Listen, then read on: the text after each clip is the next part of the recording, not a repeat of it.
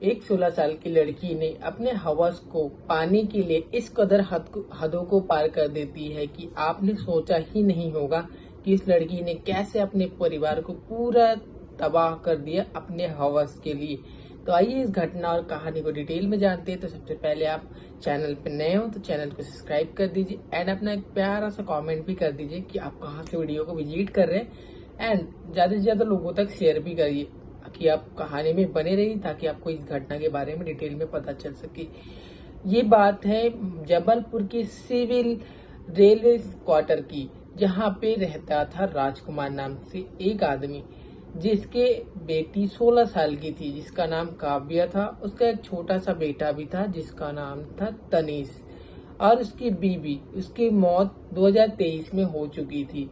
अब क्या था, राजकुमार जो था वो बच्चों का देखभाल खुद ही किया करता था। जो काव्या थी वो 16 साल की थी और वो 10th क्लास में पढ़ाई करती थी। उसका जो छोटा सा बेटा था वो भी पढ़ाई ही कर रहा था।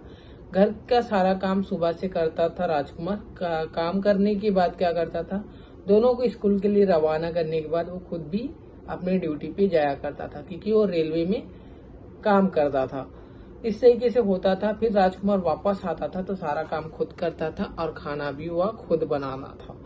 एक दिन क्या होता है कि उनको पिपरिया शिफ्ट होना था क्योंकि वो पिपरिया के रहने वाले होते हैं, तो वो वहां शिफ्ट होना चाहते थे। तो बच्चों का जो एग्जाम था वो 16 मार्च तक का था। तो क्या है, 17 मार्च 2024 को उनको पिपरिया के लिए शिफ्ट होना था। उसने अप्लाई भी किया था ट्रांसफर के लिए, ट्रांसफर हो भी गया था। लेकिन ऐसा क्या हो जाता है कि 15 मार्च, 2 दिन पहले 17 मार्च को शिफ्ट होना था, लेकिन 15 मार्च को जो काव्या होती है अपने कजन को क्या करती है, एक वॉइस मैसेज छोड़ती है व्हाट्सएप के जरिए। व्हाट्सएप में वो ये बोलती है कि दीदी, भाई को और पापा को किसने मार दिया, मुकुल ने मार दिया। ये वॉइस मैसेज उसके कजन के पास जाता है। कजन के पास जाने के बाद वो लड़की जो है वो अपने घर में सारे लोगों को बताती है। तो क्या है, उसके पिताजी मतलब राजकुमार जो था उसका बड़ा भाई था, वो कांटेक्ट करता है राजकुमार से, लेकिन कॉल नहीं उठाया जाता। तभी जबलपुर में रहने वाले कुछ रिश्तेदारों को कांटेक्ट किया जाता है और बोला जाता है कि वहां जाके देखिए कि राजकुमार क्यों कॉल नहीं उठा रहा है।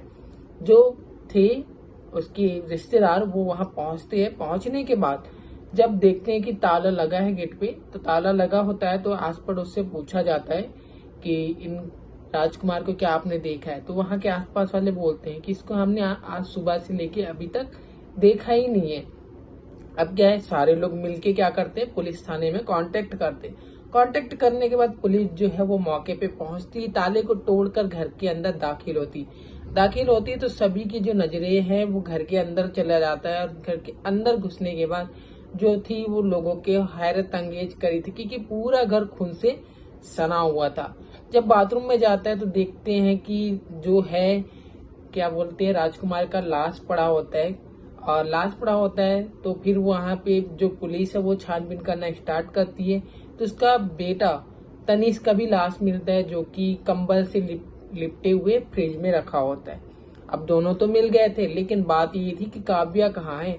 अब पुलिस को ये शक हुआ कि दोनों का मर्डर होने के बाद क्या पता काव्या को अगवा कर लिया गया हो या फिर साथ में ले गया हो। अब क्या है कि पुलिस को 15 मार्च की वो रिकॉर्डिंग सुनाई जाती है जो काव्या के द्वारा अपने कजन को भेजा गया था, उसकी दीदी को। तो जैसे ही वॉइस मैसेज सुनता है पुलिस वाले, तो फिर क्या होता है, पुलिस जो है वो उसमें बताया गया होता है कि मुकुल ने भाई को और पापा को मार दिया। तो पुलिस तुरंत उसके छानबीन पे लग जाती है। छानबीन करने पे पता चलता है कि मुकुल भी यहीं का रहने वाला है, इसी मोहल्ले का। और फिर पता चलता है कि ये दोनों एक प्रेमी हैं। अब प्रेमी की वजह से 2023 में भाग भी चुके थे। फिर इसके पापा ने इनको ढूंढ कर लाया, केस किया और मुकुल को अंदर कर दिया गया था। और इस कारण जो राजकुमार था वो पिपरिया शिफ्ट हो रहा था। फिर होता क्या है कि ये सब तो हो गया था, दोनों फरार थे। अब क्या था, दोनों की छानबीन स्टार्ट हो जाती है।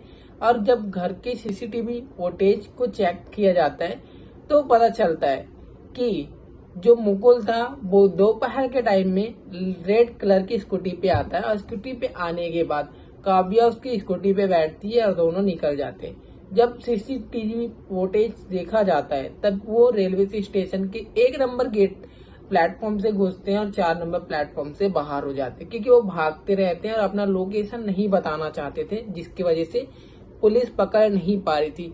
लगभग 2 महीने का टाइम हो चुका था। 2 महीने के टाइम के बाद जो है काव्या, वो अपना मोबाइल ओपन करती हूँ तो वो कभी पुणे में दिखाता, कभी और कहीं दिखाता। तो वो फोन पे करने के लिए अपना मोबाइल ओपन करती है और लोकेशन ट्रैक किया जाता है, फिर भी उनको पकड़ना मुश्किल हो गया था।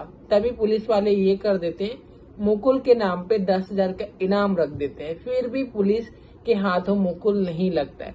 क्या होता है, एक दिन 2024 में ही, मई में 2024 के आसपास जो था, मुकुल और काव्या हरिद्वार की एक सरकारी हॉस्पिटल में बैठे होते हैं कि बैठे रहते हैं। तभी वहां से एक कांस्टेबल लेडी पार होती है, तो वो देख लेती है और पहचान जाती कि ये काव्या ही है।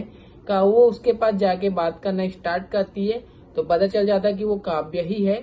तो वहां मुकुल समझ जाता है कि अब वो ज्यादा दिनों तक नहीं बच सकता और शायद हो सके कि आज ही हम पकड़ा जाए। तो वो उन दोनों को बोलता है कि मेरा कुछ सामान छूट गया, मुझे लेने जाना है। ऐसा बोल के मुकुल जो है वहां से फरार हो जाता है और जो काव्या होती है उसको पकड़ लिया जाता है। पकड़ने के बाद उसको जबलपुर थाने लेके आया जाता है। अब वहां पूरी तरीके से पूछा जाता है काव्या से कि ये घटना कैसे हुआ और क्यों हुआ।